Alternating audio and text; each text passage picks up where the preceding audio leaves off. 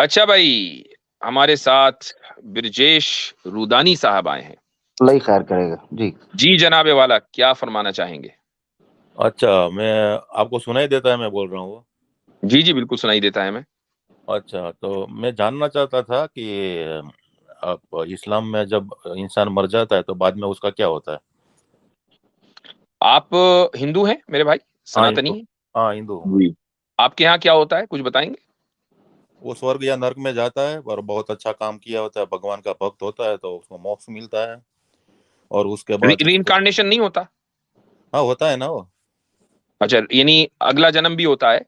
नहीं, मैं बात सुनो, मैं क्या बोलना चाहता हूँ। जी जी। स्वर्ग या नर्क में जाता है। और हम्म। वो स्वर्ग या नर्क में से जब उसका जो पाप या पुण्य खत्म हो जाता है तो उसका जन्म होता है। जैसे इंसान का होता है, अच्छे काम किए होते हैं, बुरे काम किए होते हैं, तो कुछ बर्ड का होता है, एनिमल का होता है, मछली का होता है, ऐसा सब कुछ होता यानी स्वर्ग में जाकर वो अपना टाइम पूरा करेगा है। यस। और उसके बाद फिर वो दोबारा पैदा होगा। यस। तो स्वर्ग में जिस वक्त वो होगा, हाँ। उसको ये पता होगा कि यहाँ भी मरना है। हाँ, पता है उसको। तो फिर तो वो इटर्नल ब्लिस में नहीं हो सकता, चूंकि उसको ये टेंशन ही रहेगी कि ये जो मुझे नेमत मिली है ये एक दिन छुट जानी है। तो फिर हाँ, तो स्वर्ग कैसा? अच्छा, तो उसको उसके लिए भी है ना, अगर आपको स्वर्ग या नर्क में नहीं जाना है तो मोक्ष ले लो, बाद में उसको आपको कभी जन्म ही नहीं लेना पड़ेगा। यानी मल्टीपल ऑप्शंस हैं। फोन अ फ्रेंड है आमिर भाई, फोन अ फ्रेंड है जैसे, जी जी। या वो इस सारे के सारे ऑप्शंस हैं। यानी फिफ्टी एक फिफ्टी आदमी, जी। आपने अभी कहा कि स्वर्ग में जाएगा और उसको वहां से फिर मोक्ष मिलेगा, या पहले मोक्ष मिल जाएगा स्वर्ग में नहीं जाएगा? क्या तरीका है उसका, थोड़ा सा अच्छा। एक्सप्लेन करें। अच्छा, अभी देखो, अभी भागवत गीता में लिखा है कि आगे जो इंसान को अगर मोक्ष मिल जाता है तो वो स्वर्ग में नहीं जाए, वो डायरेक्ट उसमें ही जाता है, वैकुंठ में जाता है। कृष्ण भगवान का भक्त है तो वैकुंठ में जाता है। क्या? कृष्ण भगवान का भक्त है तो वैकुंठ में जाता है। शंकर भगवान। मानव प्रेमी, आप म्यूट पर हैं।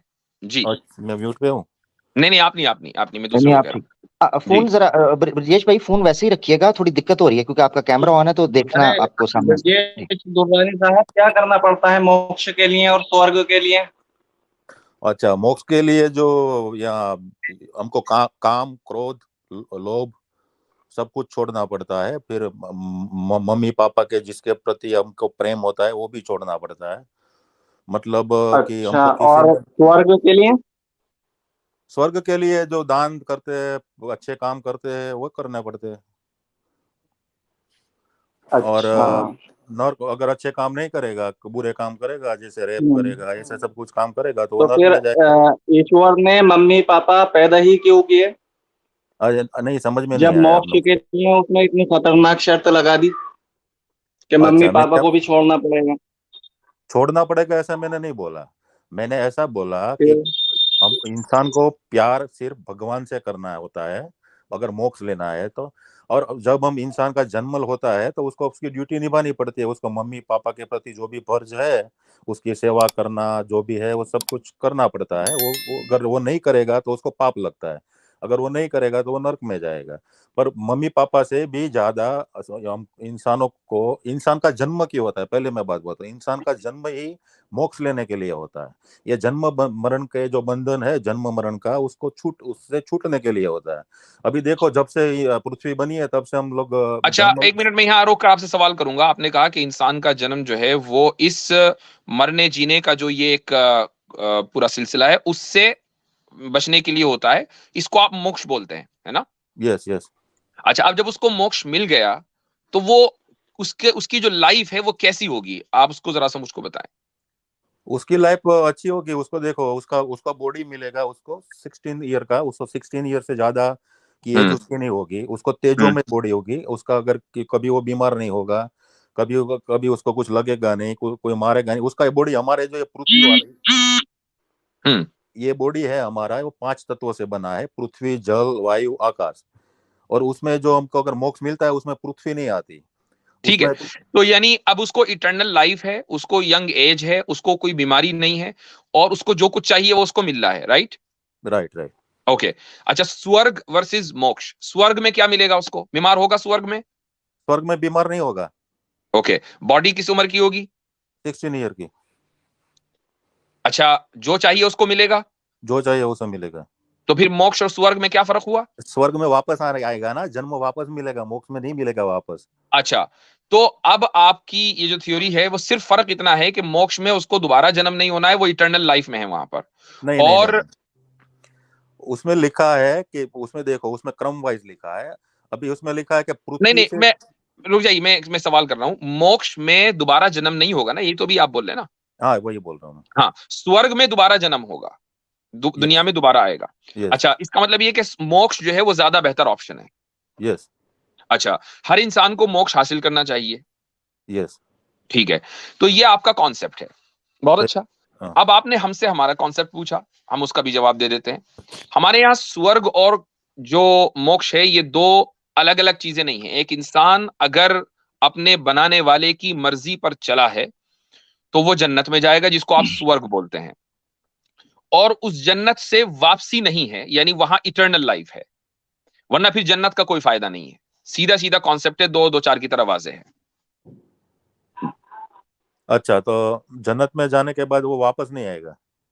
इटर्नल लाइफ है, जिस तरह जिसको आप मोक्ष बोलते हैं उसको हम जन्नत बोलते अच्छा, बस मैं वही जानना चाहता, क्या था, मैं कुछ डिबेट में कुछ फाइट करने के लिए नहीं आ रहा था। हैं। मैं नहीं, वही मुझे जान। मालूम है, मैं हाँ। इसीलिए आपको मैंने इसीलिए बिल्कुल वाज़ेह अंदाज से जो हमारा अकीदा है उसको बयान किया, आपका अकीदा सुनने के बाद।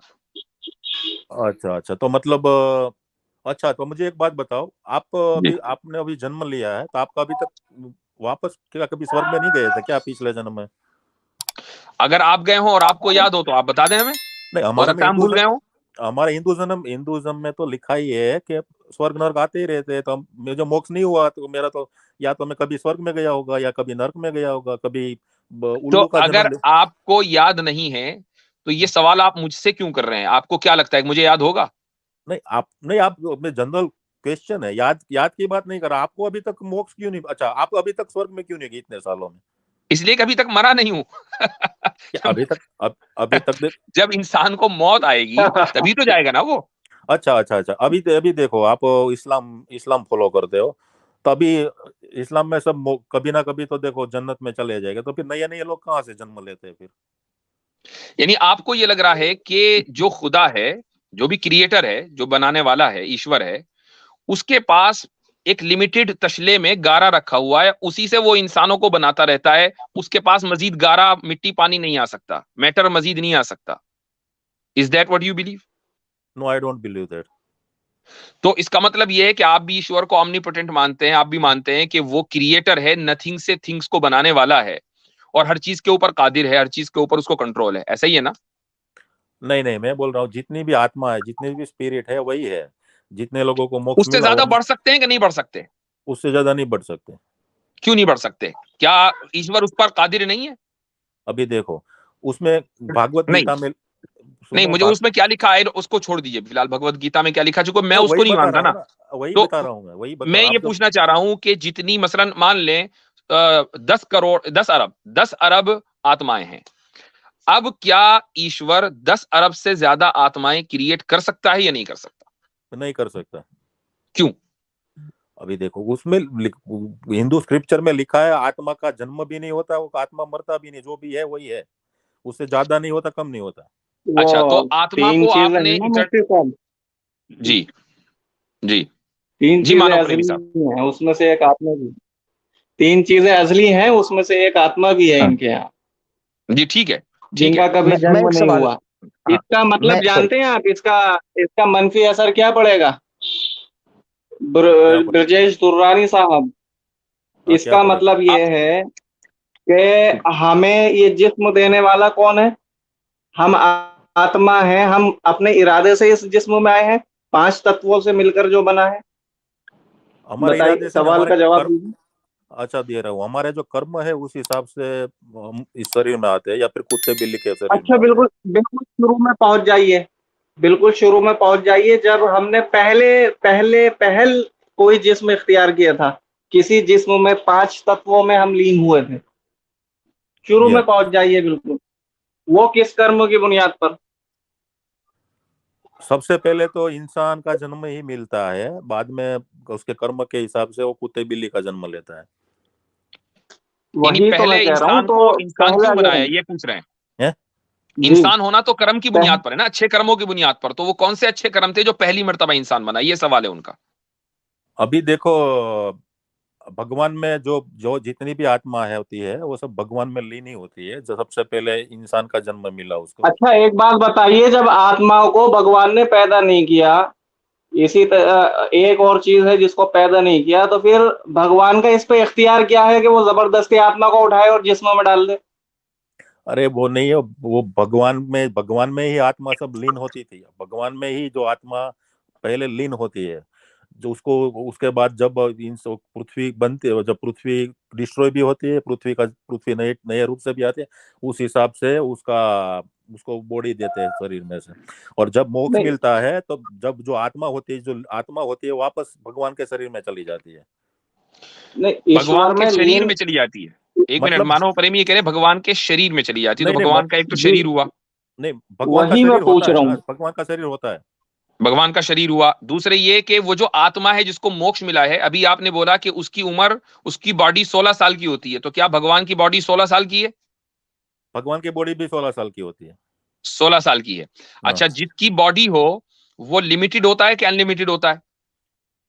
मतलब लिमिटेड होता है ना तो भगवान लिमिटेड हुआ।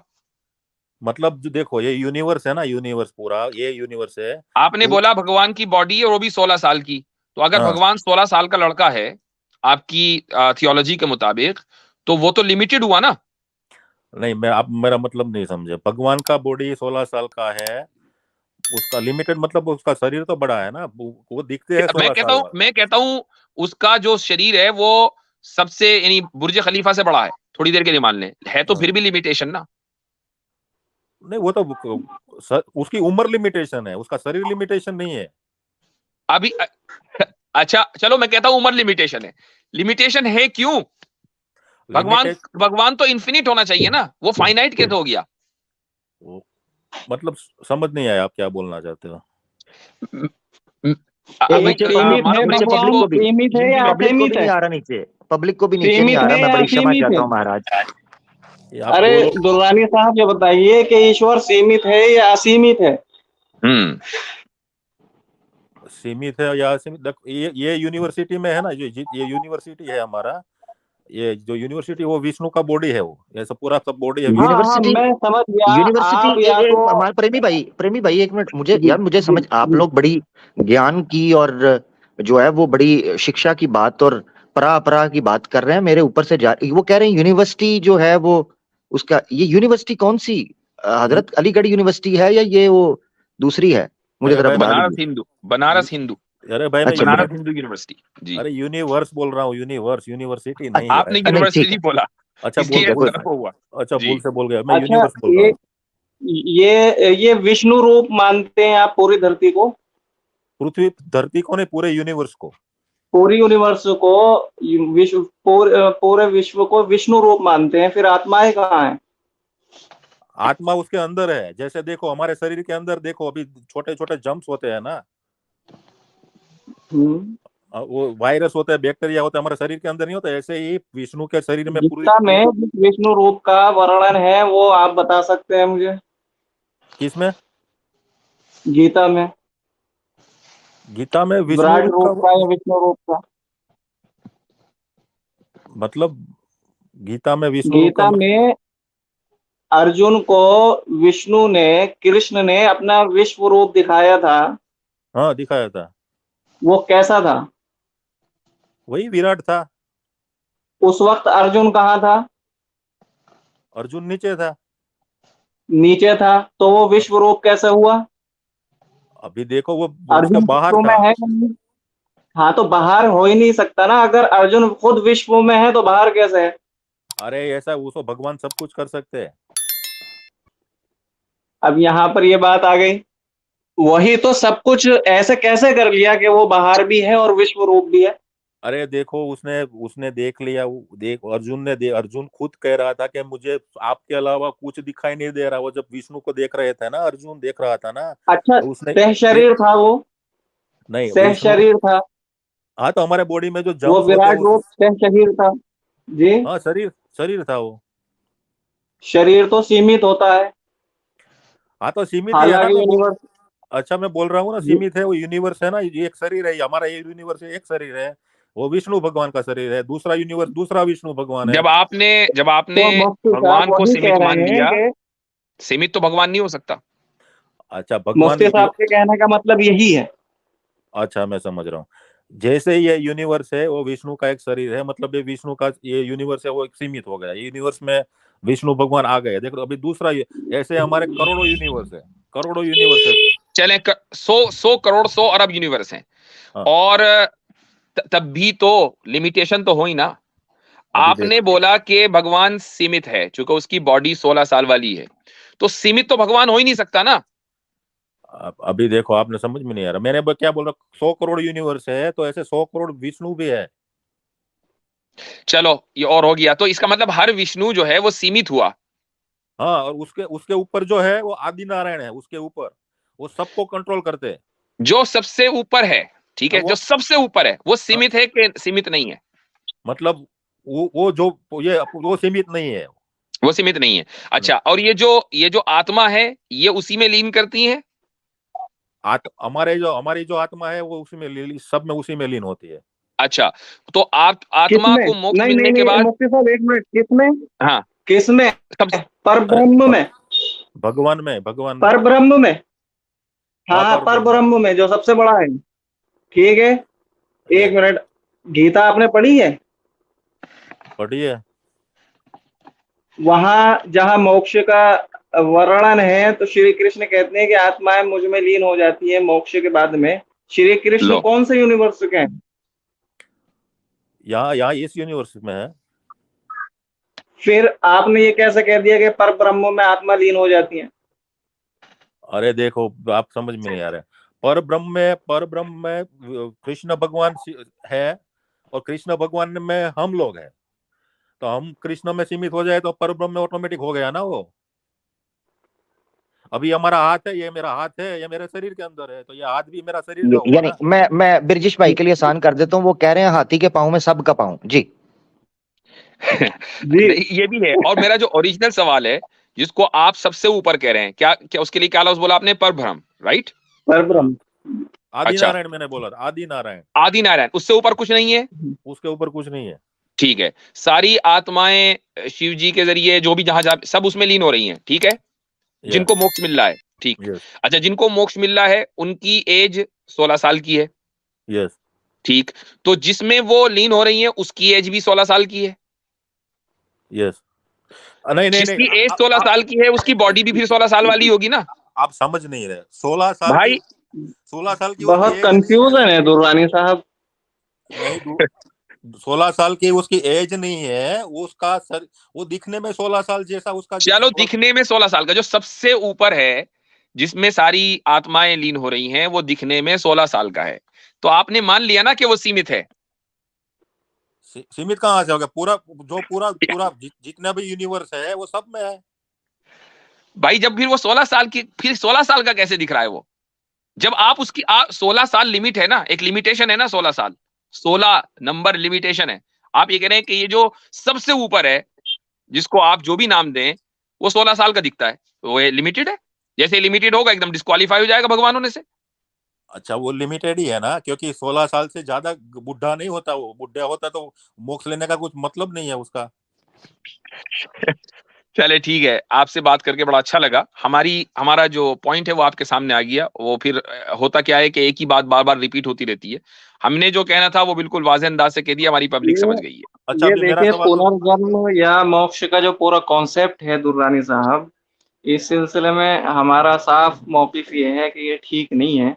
उसकी वजह यह है कि जब आत्मा अनादि है, हमेशा से है, तो फिर खुदा ने किस इख्तियार से या ईश्वर ने किस इख्तियार से आत्मा को सह शरीर शरीर बनाया, और फिर उसके लिए मोक्ष के लिए इतने खतरनाक नियम बनाए कि या तो वो मायावादी बन जाए या सन्यासवादी बन जाए, और पूरी दुनिया को छोड़कर अपने रिश्तेदारों को, माँ बाप को, बीवी बच्चों को, यानी ये समझिए कि कर्म त्यागी बनकर मोक्ष प्राप्त होता है।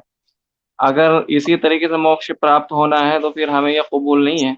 हमें वही नजात कबूल है कि जो वालिदैन की खिदमत करके, माता पिता की खिदमत करके, बीवी बच्चों की सेवा करके प्राप्त होता है जबरदस्त, ज्यादा।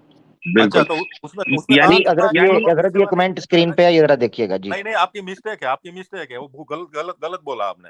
अगर माँ-बाप की सेवा नहीं करनी होती तो राम भी सेवा नहीं करते, दशरथ के कहने पे जंगल में नहीं जाते। वो तो सब ड्यूटी निभानी ही पड़ती है, अगर नहीं निभाएंगे तो नर्क में जाएंगे। मैंने क्या बोला था कि मोक्ष लेने के लिए माँ-बाप से ज्यादा भगवान को प्यार करना पड़ता है। इसका मतलब ये नहीं है कि माँ-बाप की सेवा नहीं करनी है, अगर नहीं देखिए, करनी आप निष्काम कर्म योग का की पूरा दर्शन जानते हैं, निष्काम कर्म योग में क्या होता है, ठीक अच्छा, है। इसी अच्छा तरीके सुनो, से गीता के अंदर जिस संन्यासवाद का या निर्वृत्तिवाद का तस्करा है, वर्णन है, सब जानते हैं कि उसका मतलब क्या है, उसका अर्थ क्या है। अब अगर आप मानव प्रेमी नए साहब, नए थोड़ा सा आप बताइए विद्वान कि ये जो आपने टर्मिनोलॉजीज बोली हैं, इसका आप मतलब समझा दें। बहुत से लोग नहीं जानते, हम यानी हमारे ऑडियंस में। हाँ, जी जी, जी जी। संन्यासवाद तो ये है कि सारी दुनिया को छोड़ करके बस तपस्या में मगन हो जाए, लीन हो जाए। बहुत से लोग कपड़े भी छोड़ देते हैं, इसी वजह से आपने जी नंग साधु देखे होंगे। निष्काम जी कर्म हाँ। योग का भी तो लगभग यही मतलब है। अब ये बात हो गई कि जिन लोगों ने सन्यास ले लिया, ब्रजेश साहब, क्या उनको मोक्ष प्राप्त होगा या नहीं होगा? वो तो ठग भगत होगा तो नहीं होगा। संन्यास लेने से मोक्ष मिलना ऐसा जरूरी तो नहीं है। सन्यास लेने वाला अपने माँ बाप की खिदमत नहीं कर रहा है, दुनिया में उस तरीके से नहीं रह रहा है जिस तरीके से रहना चाहिए, दूसरों की खिदमत। वो तो जंगल में अकेला कपड़े वपड़े उतार के पड़ा है, उसको तो कोई ड्यूटी करनी नहीं है, तो फिर उसको तो मोक्ष प्राप्त नहीं होना चाहिए ना। उसको मोक्ष में अभी देखो, पहली बात तो मैं डिफरेंस दिखाता हूँ मोक्ष स्वर्ग में और दुर्रानी साहब, एक बात और के आप पुरुषार्थ के बारे में तो जानते होंगे। हाँ, जानता हूँ। जी, पुरुषार्थ से क्या हासिल होता है, आप बताइए। पुरुषार्थ से देखो, अभी आप पुरुषार्थ मेडिकल कॉलेज में है, पुरुषार्थ करते हो तब डॉक्टर बन जाओगे, नहीं करोगे तो नहीं बनोगे। नहीं नहीं नहीं, मेरा मतलब वो नहीं है।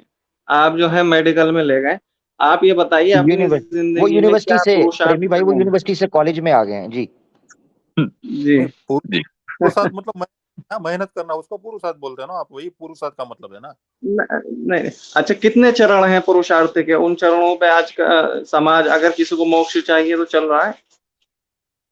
अभी मोक्ष का बारे में तो गीता में आपको तो पता है, अभी आप बोल रहे थे वही करना पड़ता है मोक्ष लेने के लिए। वही वही वही मैं कह रहा हूँ कि इतने खतरनाक खतरनाक नियमों का पालन होकर के अगर मोक्ष प्राप्त होता है कि दुनिया छोड़नी पड़ेगी हमें। अगर दुनिया छोड़नी होती तो पुनर्जन्म आपकी आइडियोलॉजी के मुताबिक होता ही क्यों? अभी ये देखो, इसी वजह से अच्छा, हुआ। अब मैं बात को कंक्लूड करता हूं, क्योंकि बहुत देर हो गई है। ब्रजेश रुदानी साहब, आप मुझे बड़े अच्छे बंदे लगे। मैं आपको सीधी सीधी बात कहता हूं कि इस्लाम का जो पैगाम है ना, वो क्या है कि एक अल्लाह को मानना है, उसके नीचे कोई खुदा नहीं है, उसके ऊपर कोई खुदा नहीं है, बस वही है, उसके अलावा कोई नहीं। उसने इंसान को कुछ तालीमात दी हैं, कुछ गाइडेंस दी हैं। उन गाइडलाइंस में जिसको आप सन्यासी होना कहते हैं, वो बिल्कुल नहीं, उसकी कोई गुंजाइश नहीं है। ये इस्लाम का ऐलान है कि ला रहबानियत फिल इस्लाम, कि इस्लाम में रहबानियत यानी सन्यासी बन जाने की कोई हैसियत नहीं है। हमारे यहाँ नजात, जिसका तर्जुमा आप लोग मोक्ष कर देते हैं या अंग्रेजी में उसको साल्वेशन बोलते हैं, वो उस वक्त होगा जबकि आप इस दुनिया में रहकर, लोगों के दरमियान रहकर, फैमिली वाला होकर, बिजनेस वाला होकर या मुलाजमत वाला होकर खुदा की मर्जी के मुताबिक अपनी जिंदगी गुजारेंगे। एक आपको एक ही जन्म मिलेगा इस दुनिया में। आप पैदा हुए, उसके बाद अपने वक्त के ऊपर आपको मर जाना है। मरने के बाद आपके अमल और आपके अकीदे की बुनियाद पर कि आपने क्या अकीदा रखा खुदा के ताल्लुक से, आपको जज किया जाएगा खुदा के जरिए कयामत के दिन। अगर आपने अच्छे अमल किए होंगे और अच्छा अकीदा रखा होगा, दुरुस्त अकीदा रखा होगा, तो हमेशा हमेशा के लिए जन्नत में जाएंगे। इसी को हम सॉल्वेशन बोलते हैं। और अगर आपका अकीदा दुरुस्त नहीं होगा, अमल यानी जिसको कर्म आप लोग बोलते हैं, खराब होगा, तो आप जहन्नम में जाएंगे। जो अब इसका मतलब ये कि आपको मोक्ष प्राप्त नहीं हुई, आपको साल्वेशन नहीं मिला। आपका ये सवाल कि भाई अगर पिछला जन्म नहीं हुआ तो फिर तो जो आत्मा है वो तो लिमिटेड ही है, उससे ज्यादा नहीं बढ़ सकती। खुदा हमारे लिए या हमें मालूम नहीं है कि खुदा ने कितनी आत्माएं बनाई हैं, आपको भी मालूम नहीं है। यानी कोई ये नहीं कह सकते कि खुदा ने बस इतनी ही आत्मा बनाई है, इससे ज्यादा नहीं बनाई, उससे कम नहीं बनाई। खुदा ने जितनी भी बनाई है, मान लो 100 करोड़ बनाई है, 100 अरब बनाई है, कुछ आत्माओं को जिस्म उसने पहले दे दिया, कुछ को बाद में देगा, कुछ को बहुत बाद में देगा। तो ये ये हमारा खुलासा है जो उस कॉन्टेक्स्ट में, जिस कॉन्टेक्स्ट में गुफ्तगू हो रही है, इस पर गौर कीजिएगा। महज इसलिए कि आप किसी मजहब में पैदा हो गए और आप किसी सिविलाइजेशन को मानते हैं, इस बुनियाद पर वो सही हो, इससे निकलिए, इस पर गौर कीजिए। मैं आपको इस्लाम की दावत देता हूं और आपके लिए दुआ करता हूं कि अल्लाह सुब्हानहू व तआला आपके दिल के दरवाजे खोले और आपको हिदायत दे। आमीन आमीन। ब्रजेश भाई बहुत अच्छे इंसान, थैंक यू ब्रजेश भाई, ठीक है बहुत बहुत जनाब, धन्यवाद। चले, चलो फिर, शुक्रिया। हजरत मैं वक्त बचाना चाहता था, मैं बीच में टोका नहीं, मैंने 2 पॉइंट सिर्फ रखना। इस्लाम में सूरह आले इमरान आयत 185 में हमारा मोक्षा क्या है, ये वन लाइनर आपके सामने, ये पूछ रहे थे आपका मोक्ष, फमन जी ज़ुहज़िहा अनिन नार व उदखिलल जन्नह फकद फाज। वन जी लाइनर, वमन जी हाँ, ज़ुहज़िहा अनिन नार व उदखिलल जन्नह फकद फाज। दूसरी चीज हजरत ये, क्योंकि मैं वो बीच में, मैंने कहा वो बात लंबी हो जाएगी, इन्होंने एक बुनियादी गलती जो की थी, वो गलती ये थी जब इन्होंने आत्माओं के बारे में ये कहा कि रीइंकार्नेशन इसलिए जरूरी है। जब आपने कहा कि रीइंकार्नेशन क्यों होती है, तो इन्होंने कहा कि वो जो नए लोग पैदा हो रहे हैं ये कहां से आ रहे हैं, जिस पर आपने कई सवालात रखे। मेरा जी सिंपल सवाल ये है कि आप हिस्ट्री ह्यूमन काइंड पीछे चले जाएं, पॉपुलेशन तो बढ़ रही है, इस वक्त पॉपुलेशन आपकी 10 अरब को टच कर चुकी हुई है, ये लास्ट ईयर 10 अरब से ऊपर जा चुकी हुई है। सवाल ये उठता है कि पीछे चले जाएं तो पॉपुलेशन कम है, आत्माएं तो तब भी मौजूद थी, उस वक्त इतनी पॉपुलेशन क्यों नहीं हुई? अब लोग मर कम रहे हैं, पैदा ज्यादा हो रहे हैं, ठीक है? तो जी जो सवाए चंद कंपैरेटिवली मुल्कों को छोड़ के, तो अगर आत्माएं लिमिटेड हैं तो पॉपुलेशन एकदम बड़ी कैसे है? पॉपुलेशन तो लिमिटेड रहनी चाहिए थी, क्योंकि पिछले मरते तो नए आते, ये तो ऐसे हो रहा है मर कम रहे हैं, पैदा ज्यादा हो रहे हैं, पॉपुलेशन तो बढ़ गई। जी इसका मतलब है आत्माएं अनलिमिटेड हैं, ये अल्लाह के इल्म में, सॉरी अनलिमिटेड नहीं, अल्लाह के इल्म में है कि कितनी है, हाँ अनलिमिटेड नहीं सही, कहना चाहिए। थैंक यू, जी हाँ। जज़ाकल्लाह।